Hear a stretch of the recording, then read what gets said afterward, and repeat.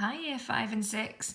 I thought I would pop on a little video just to remind you of our strategies for adding and subtracting fractions, because I know that some of you have had it for your maths activity this morning.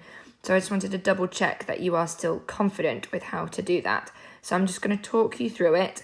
And then if you've got any questions, you can email myself or Miss Pugh or Mrs. Lawrence, of course. So I've started off with quite a simple example. We've got 3/5 add 1/2. Now we know that before we can add fractions, we've got to make the denominator the same. So I'm looking for a number that is in the 5 times tables and the 2 times tables. And I'm going to go with 10. So I'm going to make my denominator 10 in both of those.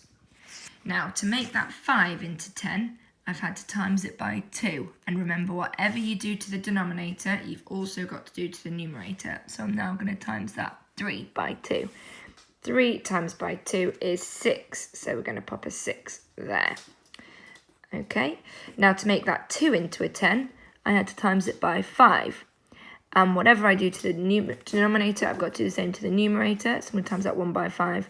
And 1 times 5 is 5. And now I can add them together. Now remember that the denominator stays the same, so that's going to stay as 10. And I'm going to do 6 add 5, which I know is 11. Now you might spot that 11 over 10, the numerator is bigger than the denominator. So I'm going to turn that into a mixed number. I'm going to think, how many 10s fit into 11? 1.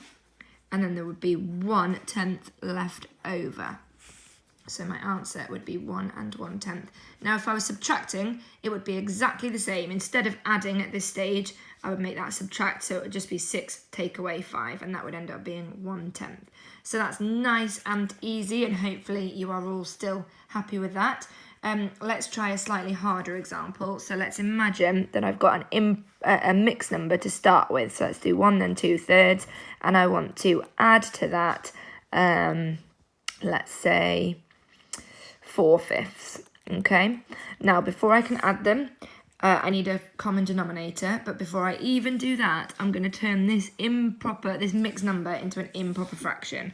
Okay, so 1 and 2/3, that means I've got one whole that's been split into 3 parts. 1 times 3 is 3, and then add the 2 is 5/3, and then I can add my 4/5. Right, so now I can crack on finding a common denominator. The first number I know that comes in the 3 times tables and the 5 times tables is 15. So I'm going to make my denominators 15. Whatever you do to the bottom, you've got to do to the top.